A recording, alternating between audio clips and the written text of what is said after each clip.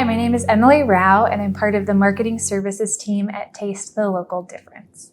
We've teamed up with SARE, which stands for Sustainable Agriculture and Research Education, to bring you a series of videos featuring restaurateurs, retailers, organizations, institutions, and farmers who all have vast experience in the wholesale space. Their input and knowledge, we hope, will serve you, whether you're just starting out or you've been in it for a while, on your wholesale journey.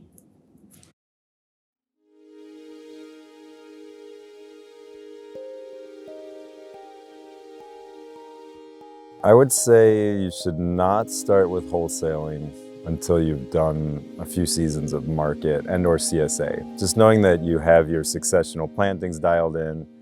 If you're gonna commit to wholesaling to restaurants and/or grocers and you're gonna commit a constant supply, you do not want to overcommit.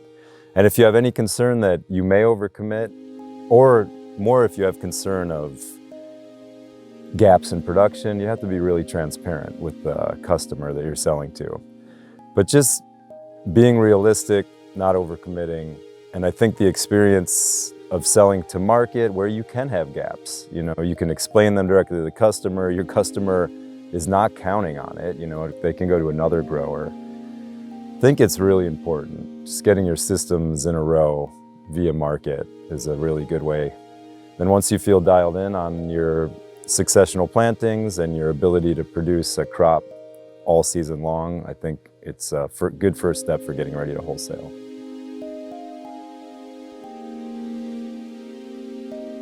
Wholesale market is really variable.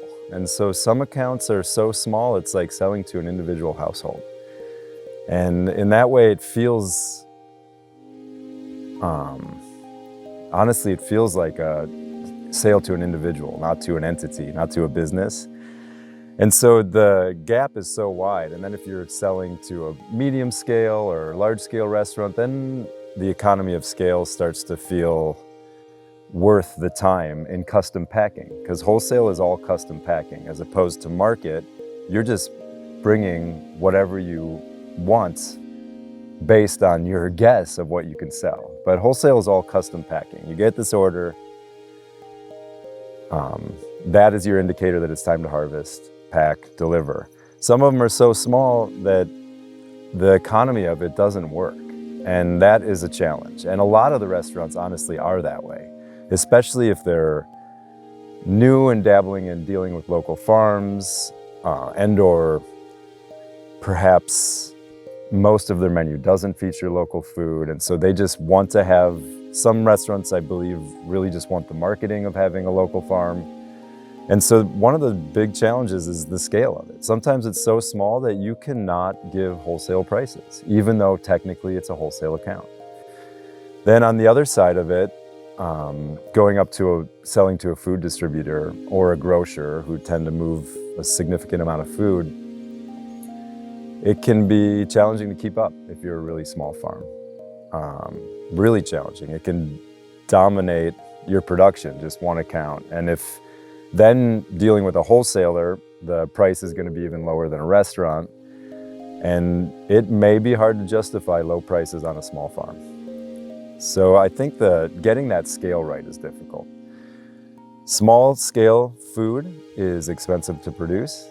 And because of that, you have to charge high prices. Not all restaurants have high enough prices on their menu to be able to pay what needs to be paid. So those are definitely challenges. How do you find that sweet spot where you're packing enough that there's an economy of scale, but you're not dealing with such a large account that the price comes down too low? And then the other end is having such a small account, there's no economy of it. It's like selling to your neighbor, but giving them a discount. And so it's finding that sweet spot, which is difficult. And those are the accounts you really have to search for. And they're few and far between, is the truth of the matter. I think the primary benefit for me is not liking the finicky nature of farmers market and the really large time suck that farmers markets have on small farms. It's a whole day. It's exhausting, and there's not guaranteed sales. The same way with there are overlaps. I mean, you develop relationships with customers. Customers then are loyal to you at market, but rainy days affect your sales. Cold days affect your sales. A flooding in the market of all the other farms having the same crops at the same time affect your sales. So, and then again, like I said, that all-day nature of farmers market is a huge time suck. So that's what originally got me interested in going to wholesale, and I think it's a great benefit is that you're not spending the day at market, you're spending the day harvesting. Delivery is much quicker than going to farmers market. Again, with market, you're guessing what you can sell. With wholesale, you're picking what you've already sold. And I always like that. I want to be harvesting because I'm harvesting for an order. I don't want to be harvesting because I need to find a home for this food. I would personally rather leave food in the field than pick it and hunt for a sale. And so the benefit of having that ticket, that invoice, you're then harvesting for it, you flow it all the way through the cooler, straight to the van and deliver.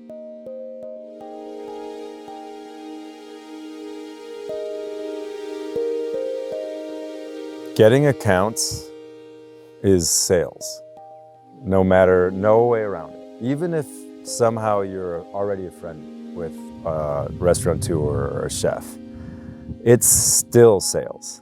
And so you have to go into the restaurant. You have to eat there. Never approach a restaurant with not having eaten there. Know about their menu. Come in with a list of products that on the menu that you could do with a price, with their season that you'll have it, and why it's gonna be better. You know, and you're not telling a false story, you're telling a reality. You know, if you are good at farming, your product is gonna last longer than anything they get from a wholesaler. There is no doubt about it. It's gonna look different on the plate, which will set the restaurant apart, and it's gonna taste better. You cannot expect an order without a sales call. And so it's persistence and repeated visitation, being a patron of their business as much as they are of yours, sending people to the restaurant and telling them to tell the person that you sent them. I mean, making sure they feel supported by you is really important.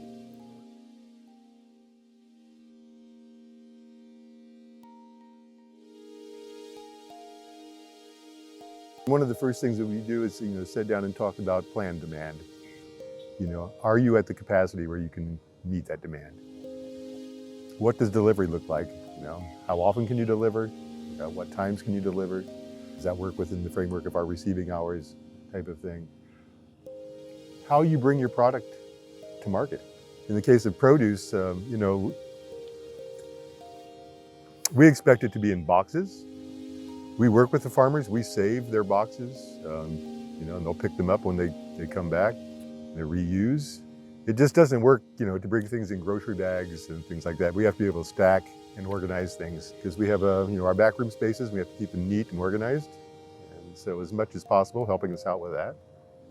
We do, our produce department does a lot of prep work with produce, before it goes out on the floor, but certainly it should come in, it should be clean. It should be, as close as ready to go to the shelf as possible.